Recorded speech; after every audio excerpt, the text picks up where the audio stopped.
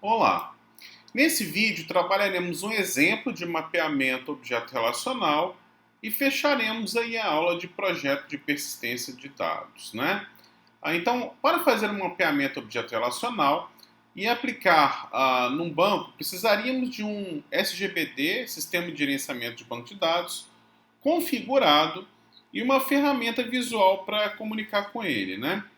Optaremos aqui por uma solução mais simples. Utilizaremos o software BR Modelo e com esse software conseguiremos desenhar o modelo lógico do banco sem nos preocuparmos diretamente com a tecnologia do banco em si. Por exemplo, o tipo inteiro será integer number ou será mapeado em algum outro tipo.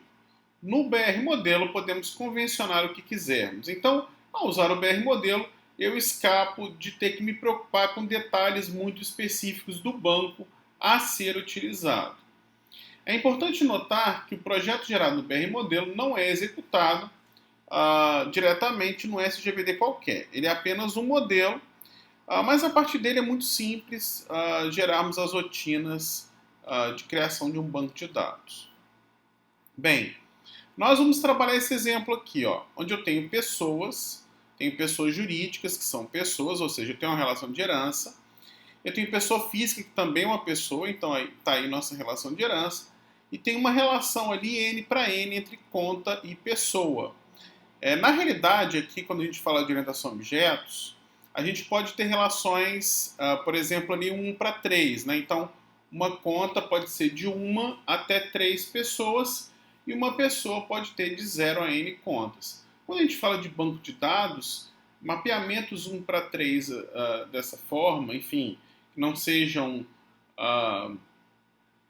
asteriscos, né, 0 a N, enfim, 1 a N, eles são, podem ser visualmente escritos num diagrama, mas a gente não consegue restringir tão facilmente isso lá no banco de dados, tá? A gente teria que criar algumas rotinas, uns triggers, enfim, gerariam algumas complicações, mas ainda dá para ser feito, mas isso teria que ser programado.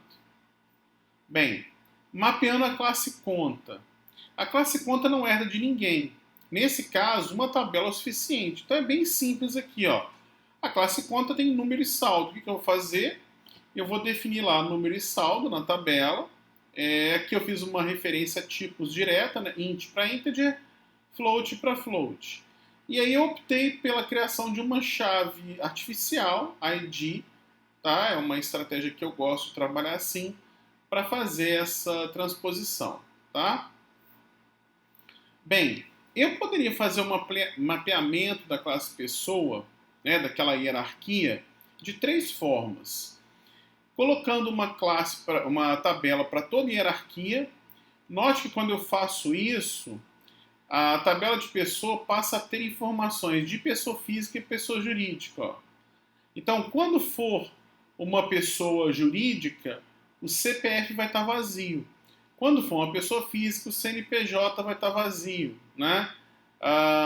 Quando for uma pessoa física, a inscrição estadual vai estar vazia, vai estar nula. Então, essa é uma possibilidade. Outra possibilidade é você ter uma tabela para cada classe concreta. Então, nesse caso, eu replico os dados da pessoa. Então, notar que até aqui em estado, ó, os dados são iguais. Eu tenho os dados, ou melhor, as colunas que a gente vai utilizar, as colunas que a gente vai colocar os dados, elas são iguais. Daqui para baixo, né, o CPF, o CNPJ, inscrição estadual, ou o CPF, eles passam a ser informações específicas de cada uma dessas tabelas. E a outra solução é a gente ter uma tabela para cada nível da hierarquia. Nesse caso, eu pego a chave primária de pessoa e jogo para as tabelas relacionadas a ela como uma chave estrangeira também. Né? Então aqui, por exemplo, ó, eu tenho que toda pessoa física ela vai ser uma pessoa, mas nem toda pessoa é uma pessoa física. Então, na prática, eu vou ter aqui, por exemplo, se aqui eu tenho 5 registros e aqui eu tenho 4, aqui em cima eu vou ter 9 linhas, né? Porque cada linha daqui está relacionada com ou uma pessoa jurídica ou uma pessoa física, tá? Bem, como é que a gente mapeia a relação então? Assumindo que eu adotei o modelo de uma tabela para cada nível da hierarquia, eu acrescento aqui, ó, uma tabela associativa para relacionar a conta com as pessoas. Então eu pego as chaves, ó, de pessoa e de conta, jogo aqui para essa tabela conta pessoa e ligo essas duas tabelas, tá? Essa é a ideia. Se eu tivesse utilizado o modelo de uma tabela só para toda a hierarquia, basicamente esses dados aqui subiriam aqui para a tabela de pessoa, né? Essas colunas subiriam para a tabela de pessoa. Ou seja, não mudaria tanto assim.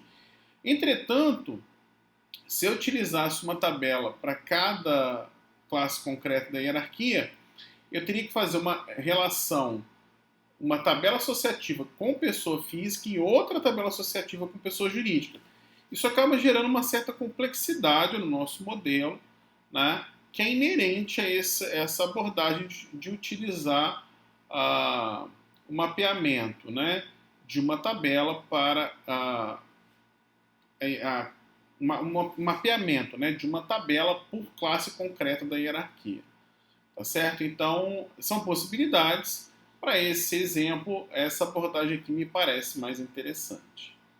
Por fim, nós temos aí o fechamento da aula, em que a gente discute o seguinte: a camada de persistência ou componente de gerência de dados provém infraestrutura básica para armazenamento e recuperação de objetos do sistema. Sua finalidade é isolar os impactos da tecnologia de gerenciamento de dados sobre a arquitetura do software. Então, se eu vou usar arquivos, se eu vou usar modelo relacional, se eu vou usar um banco de dados não relacional, um banco de dados orientado a objetos, todo o código que vai fazer essa transposição da classe, do modelo de classes para um armazenamento em banco de dados, vai ser feito por essa camada, tá? A gente costuma chamar os frameworks de gerenciamento de dados, né, de camadas de persistência também. Mas aqui a camada, vamos chamar de componente de gerência de dados, é aquele pacote onde eu vou colocar as classes responsáveis pela comunicação com os bancos de dados, né, com o armazenamento, quando eu desligo a energia do sistema, ou seja, eu armazeno num arquivo, num banco de dados, enfim, um banco de dados relacional, não relacional ou orientado a objetos. Certo? E aí, ainda discutindo camada de persistência, é possível implementar essas classes, então, manualmente, para fazer o trabalho de persistência, ou usar frameworks para facilitar a implementação. Frameworks como Hibernate já dispõem de linguagem própria para escrita de consultas com desempenho próximo à implementação direta de classe para persistência. Então a gente codifica menos. Isso é uma vantagem, isso ajuda na manutenabilidade. A escolha da abordagem a ser utilizada fica a cargo da equipe de desenvolvimento. Em geral, é recomendado o uso de frameworks, dado seu atual grau de maturidade. E, em situações específicas, pode-se utilizar a codificação mais manual por acessar de forma mais direta a tecnologia de persistência. Em algumas situações bem específicas, a gente pode necessitar de um desempenho que um framework como esse tenha dificuldades de nos gerar. Então, a gente, nesse contexto, opta por escrever as nossas próprias consultas, por exemplo, né? Então, aí a gente vai lá para o código manual, a gente codifica isso daí e a gente se comunica de forma mais direta com o banco. Entretanto, o uso de frameworks é recomendável para que a gente tenha um código com maior facilidade de manutenção e a gente codifique menos.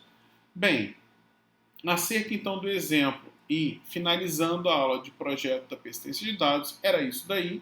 Valeu!